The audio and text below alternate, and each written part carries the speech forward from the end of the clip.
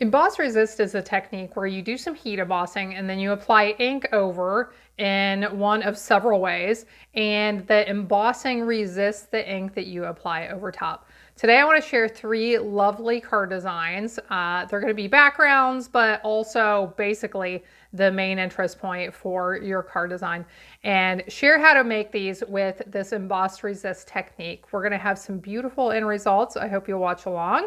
I'm Anna Helman. Thanks for being here. Let's get started. To start off, I'll show how to stamp and do the embossing for one of these card designs. Now I already have the other two already done. The embossing is already done.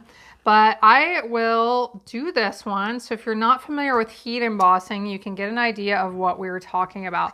So I'm using some Versamark ink. My Versamark pad here is looking a little dated, but it is clear ink. And on screen, you're probably going to have a hard time seeing what's going on here, but rest assured, here in a few minutes, you'll be able to see what's going on with these areas I have stamped. So I am stamping this flower several times. I am going to add some leaves here. Add a little bit of leaf right there. And then the flower I had over on this corner. We'll add leaves in both directions. So heat embossing is a technique where you apply powder and then you heat set it and get a glossy raised accent, which is a really nice and unique addition to a card. If you want more details on heat embossing, I'll link in a video in the video description below. I'll link to a video where you can get more details. But so now that I have my stamping done, I am going to sprinkle my embossing powder over. And embossing powder comes in different colors. I am using white. And I will mention, I am doing this on watercolor paper, okay? The techniques I'm going to be sharing are actually some watercolor techniques we are going to do over top of this embossing. Now I should have mentioned, I sometimes forget things on camera, but before I started, I typically always use my embossing buddy, and I go over the surface of my paper to remove any static or any dampness. That way when I'm applying the powder, I don't have powder sticking to extra places where I don't want it.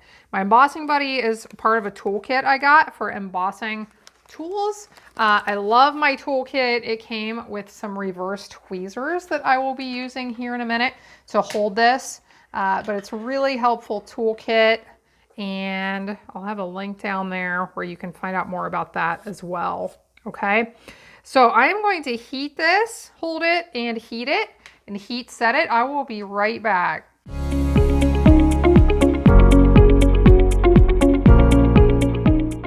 Okay, so I have this heat set. Hopefully you could see that as I went along, how the powder turned from powdery to when it melted, it turned glossy.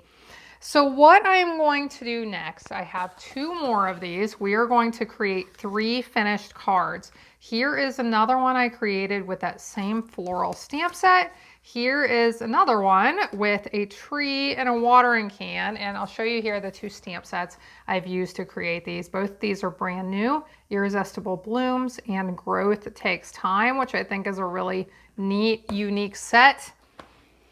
So here's what we're going to do. For this one, I'm going to start and we're going to do some watercoloring over top of this. So I'll bring in my water painters. My water painters came in a set of three. There's three different sizes. And for this first one, I'm going to grab the largest one and a beautiful color of ink, one of my favorites, Starry Sky. I am going to do a watercolor wash over the background of this using my water painter. And you'll see how the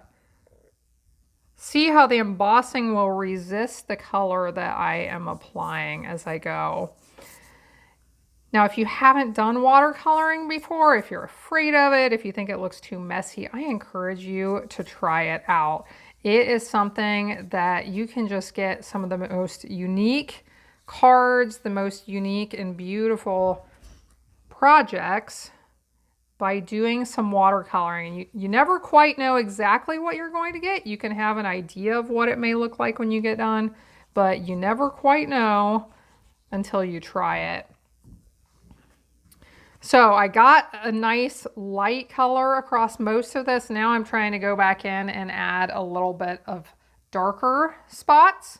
And now I am just going to let this dry. So when these dry, I do want to show you how to add some splatters to them. But I'll set this one aside to dry for now, and we will move on to the next one. When you are done with a water painter, to clean it out, all you need to do is squeeze a little bit on it and color on some scrap paper until you no longer see that color of ink. And at that point, you can use it with another color. This one is taking a little bit to get it cleaned out, but okay, let's move on to another one. Let's go ahead with this other floral one. This is the one that we just created, that I just embossed with you. And I am going to use 3 colors of ink on this one. So we'll use a few colors here. So this one's going to be a little bit different. I am going to use some Flirty Flamingo. And you can see how I just laid my acrylic block against the ink pad to pick up some of that color. And that's how I pick up the color with my water painters. Here is some Daffodil Delight. And we also have some Pear Pizzazz. So for this one, I am going to use my medium brush. So this is not the largest or the smallest one, but I am going to squeeze the brush. Some of that water comes out and I can mix it with my color. And now I am just going to color in my flowers. One of the things I love about using the water painters, and this is true even when I just stamp, if I'm just using regular paper, I stamp onto the paper and then I'm doing some watercoloring over it. I just love that I don't feel like I have to be too precise. The look of watercolor is just very carefree and relaxed. And if I go outside the lines, it doesn't really look out of the ordinary. It just kind of looks like it fits in with the watercolor. So now I've got my flowers done. I'll clean this brush out. Let's do the same thing with the Pear Pizzazz. And I want to color in the leaves. And sometimes I might even go outside the lines on purpose. I'm just not too worried about it. So now we'll go up and do these leaves. And one more set right here. Clean this out again, and then I'm going to fill in a lot of the rest of the space with my Daffodil Delight. Get some water on there, get it mixed up. And now I am just going to very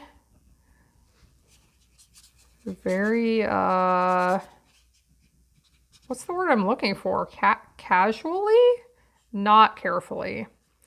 Very, fill in my lack of words, please, in the comments below. Carefree.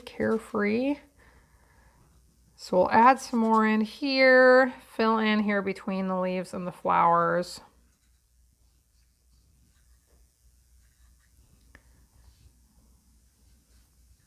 And I do like to leave a little bit of white space. You can color it all in if you want to. Now right here around the greeting, I want to make this darker to make sure that stands out.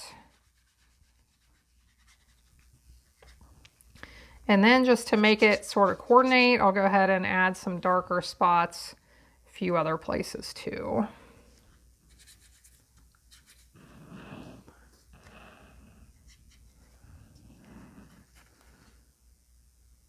So take a look at that, see if there's a few little spots I want to fill in better.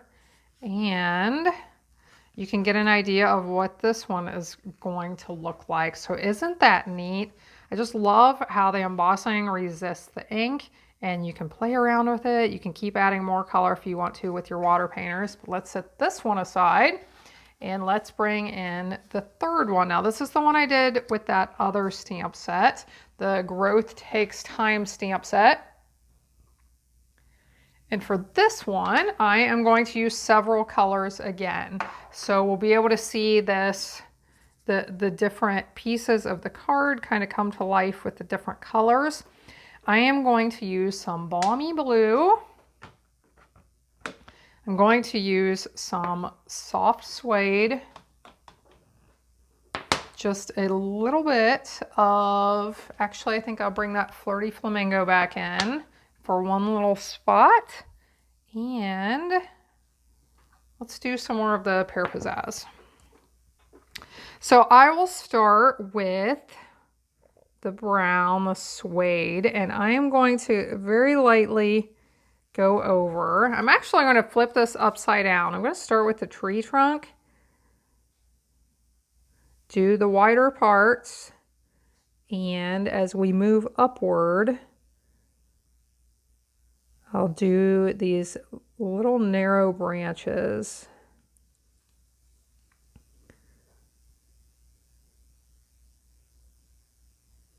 So I'm not going to worry too much about detail. I think that looks pretty good. And now we're going to fill in a lot of the rest of that with the green for the leaves.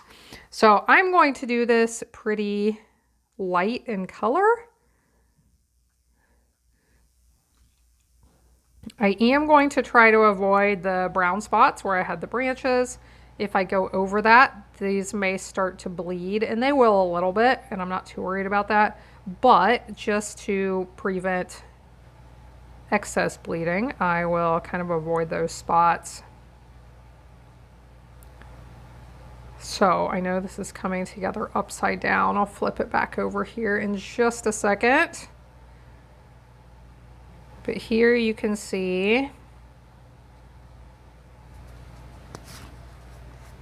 how our tree is coming to life. Isn't that pretty?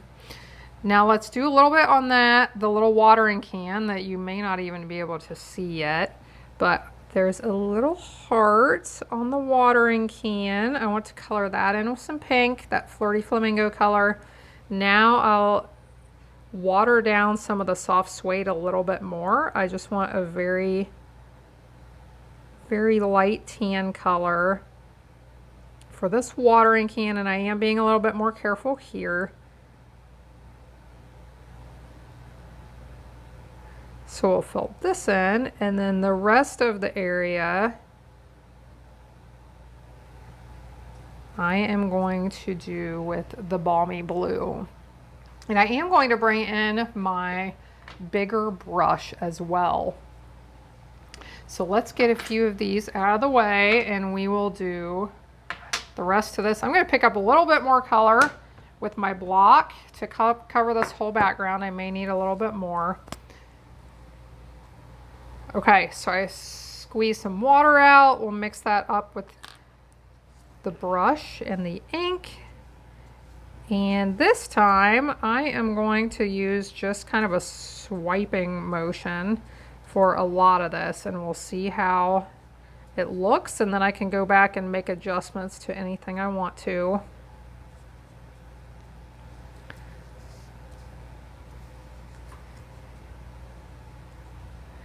You'll have to let me know in the comments if you've done some emboss resist techniques. You can do other ones as well. You can do the embossing, and then you can blend ink over the top. You can spritz ink over the top. There's lots of different ways you can try this. So let's flip this over and see how it looks. So I do really like this. But like with the one with the yellow that we did, I want my blue to be a little bit darker right here. And I should have not squirted more water out. I should have just picked up some more of that ink, and I didn't. I squirted more water out. But I think that's going to show up now. Now I'm just adding a little bit of darker in a few other spots as well. So So we'll look at this up close, see what we have. So what do you think? Isn't that a neat stamp with the tree? And it's got some really neat greetings in this set. I used the one that says, be gentle with yourself. There's one that says, be patient, your time will come. Look how far you've come, and growth takes time, which I think is neat. So I am going to let these dry. I am going to work on finishing these cards up and come back and share them with you. Okay, my pieces are all dry. I've prepared the rest of the cards to finish these up quickly, but I want to show you how to add some splattering to them. Splattering is one of those things, kind of like watercolor. It just adds something really unique. It's going to be different. Even if you make 10 of these, they will all be totally different when you get done and one of a kind, and just adds a special touch. So first, I want to show you, we'll show you the fun and messy way to do splatters. And it doesn't have to be too messy, but I'll bring my paper back in here. This is, again, my medium-sized water painter, and I have some ink on a block. This is my Starry Sky again. I am going to squeeze some water out here and have quite a bit of water in the tip. Now, this works best when I can actually see water hanging there, getting ready to drip. So I'm going to squeeze a little bit more here and watch down here to see if some more water is coming down the tip. And it looks pretty saturated now. So what I'm going to do is, you can lay your card however you want to. What I find is when I do this, the splattering often goes forward. It often goes this way. So I'm going to start back here, and we'll squeeze a little bit more, get this a little bit more saturated, and then I hit on my hand and the splatters start going forward, as you can hopefully see. I'll do this a few more times. Pick up some more color, squeeze a little bit more to get more water down there in the tip, and there, I had enough that it actually dripped out on my scrap paper. And I want some more, so I'll do this a few more times. So this is we'll call this the official way to make splatters. There are other ways too, and I'm going to show you another way here in a minute that is very easy and does not cause a mess at all. So if this is not your style, stick around and we'll have another option here in just a second. Okay, so I am going to call that quits. Now I got a little bit more right here than what I wanted. I can probably soak some of that up if I want to and get rid of it. But once that dries, I don't think you'll even notice. So here we have some nice splatters. Let's set that over here and let it dry. Now let's take a look at the mess-free way to create splatters. And that is using a stamp. So this is the one stamp set I use, the Irresistible Blooms. And if you notice, there's a texture stamp right here that looks like splatters. So let's grab it. I'll bring in my balmy blue ink, and I am going to add a few splatters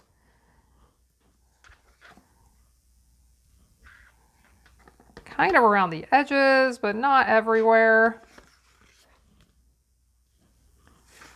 And that's kind of a fun way to add some splattering in a very, very simple way. Now I want to add a few splatters to the third one as well. And this one, I just absolutely love how this turned out. I think I told you the wrong color when I told you which colors I was using. This is So Saffron. This is not Daffodil Delight. So we'll do splatters at a few places. And here you can see this one. So let me bring in the other pieces. We'll finish these cards up very quickly. Here I have my background. I created a white mat to go behind the watercolor paper. Now when you're attaching watercolor paper to your projects, it often has done a little bit of bowing, a little bit of warping from that water being added. you want to make sure you use some really good adhesive that's going to hold it down. So I always go all the way around. When I attach my pieces to my projects, I normally don't have to put that much adhesive, but this is my Seal Plus. It's really nice and strong. I'm going all the way around the edges, and I put some in the middle as well. We'll get this piece attached down. And I made a little bow to go right over here. I thought that would be a nice finishing touch. Put a little glue on, and this one is going to be finished. Isn't that pretty? I just love this. Okay, now let's finish up the tree one. The other one is still over here drying, so we may have to wait a minute on it. This one, again, I just added a little, a balmy blue mat around where this piece will be.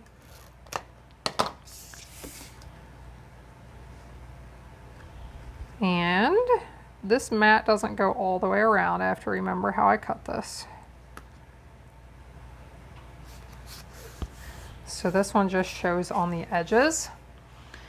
I do want to add a few sequins to this.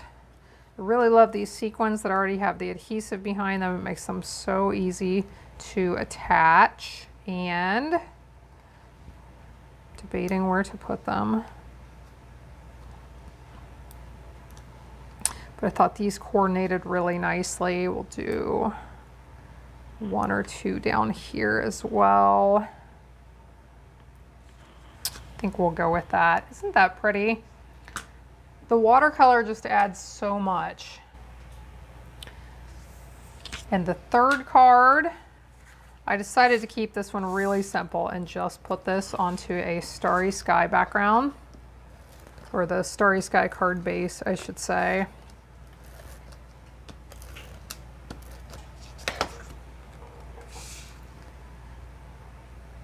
When you do neat techniques like watercolor, you really do not need to do much else. Created this greeting using the greeting in the Irresistible Bloom stamp set. If you're interested in any of these products, I'll have links in the video description below. You can order them through me, and you will get a handmade thank you in the mail, as well as some other things. I have a stamp and rewards program where you can earn free stamps. Now I want to add a few pearls. I thought pearls would just be lovely with the blue and the white that we have going on here. So we'll add a little bit of bling. And I want to know what you think about these cards. Is this a technique you will try? Is this something you're afraid of? Have you tried? Did it make a mess? Do you love it? I just have so much fun doing watercolor, and I would love to know what you think. So thanks so much for watching along. Like I said, if you're interested in any products, there's links in the description below. If you're new, I would love for you to subscribe. I appreciate you watching along. I hope you have a blessed day, and I hope you'll be back again next time when I'll be here helping you to hand make with love.